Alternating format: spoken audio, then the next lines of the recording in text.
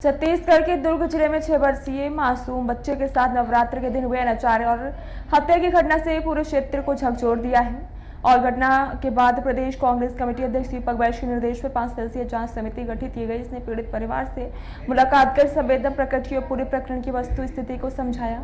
दुर्ग के मोहन नगर थाना क्षेत्र के अंतर्गत ओम नगर की यह घटना बेहद संवेदनशील रही, जहाँ कन्या भोज के नाम पर बच्ची को हवस का शिकार बनाकर उसकी निर्मम हत्या कर दी गई। गठित कांग्रेस टीम के बालोद विधायक संगीता सिन्हा, खैरागढ़ विधायक यशोदा वर्मा, पूर्व विधायक शन्नी साहू और महापौर हेमा देशमुख शामिल रही। इस टीम ने प्रभावित क्षेत्र का दौरा किया और इस परिजन स्थानीय नागरिकों और पुलिस प्रशासन से मुलाकात कर घटना की जानकारी ली।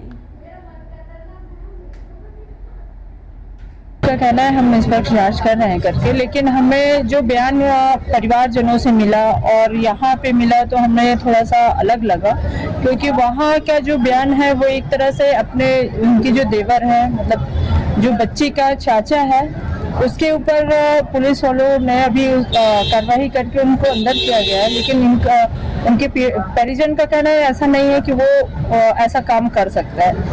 और पुलिस वालों का कहना है, यहाँ पे एसपी साहब का कहना ये है कि हम संदिग्ध हालत में जो दिन भर की दिनचर्या होती है उस अनुसार हम उसको गिरफ्तार किए हैं।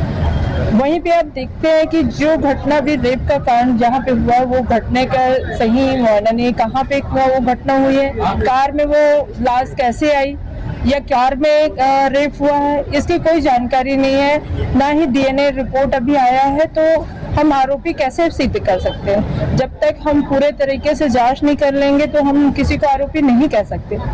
तो इस तरह से गोलमोल बातें हमको नजर आई है। अगर आरोपी उसका चाचा है या वो कार का जो मालिक है वो हो, कोई भी है, लेकिन निष्पक्ष तौर पे किसी के दबाव के बिना ये इसका रिपोर्ट आना चाहिए। और डीएनए रिपोर्ट में क्या आ रहा है ये भी जानकारी मिलनी चाहिए। वो छोटी सी बच्ची, उसकी एक बुआ थी, वो भी छोटी 8 साल की बच्ची, उसको भी पुलिस वालों ने 2:30 बजे रात को उठा के ले गए और वो ले जाके उनको मारना पीटना, दबाव डालना और उनसे उगल और तो और ये गुनाह बढ़ते जा रहा है। उस पर रोक लग सकेगा कि जल्दी से जल्दी इस पे कार्रवाई। आपने जो अपना सब किया, चर्चा किया, तो क्या लगता है कि कार्रवाई निष्पक्ष हुई कि नहीं? अभी तक तो नहीं हुई है। और जब तक कि इस पे पूरी जांच नहीं हो जाए तो हम स्पष्ट नहीं कह सकते।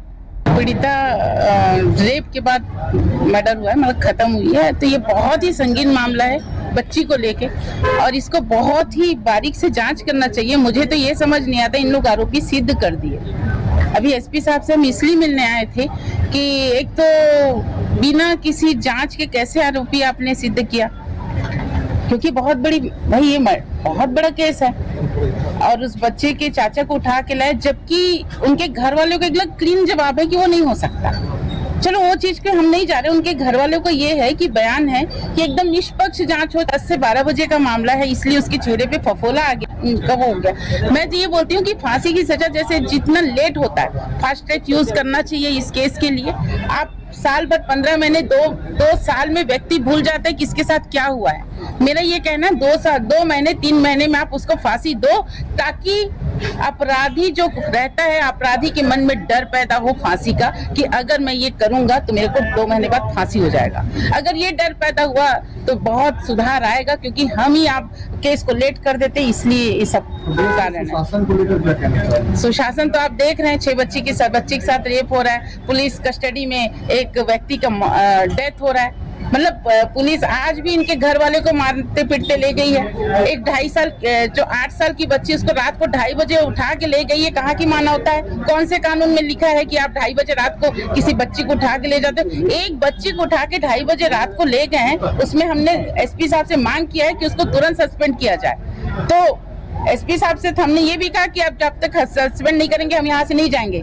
उनका कहना है कि मैं जांच करूँ, सस्पेंड करूंगा, मैं वेट कर रही हूँ उनके सस्पेंड होने का, और वो कार्रवाई होगा नहीं होगा तो मैं यहीं आके बैठूंगी एसपी साहब के सामने, क्योंकि ये बहुत जरूरी है कार्रवाई करना। क्योंकि ये पुलिस प्रशासन भी बहुत दादागिरी कर रही है, मारे जा रही है। एक व्यक्ति का मौत हुआ है ना, वहाँ इनका कहानी अलग बनता है और उनके घर वाले को जाके देखिए, पूछिए वहाँ क्या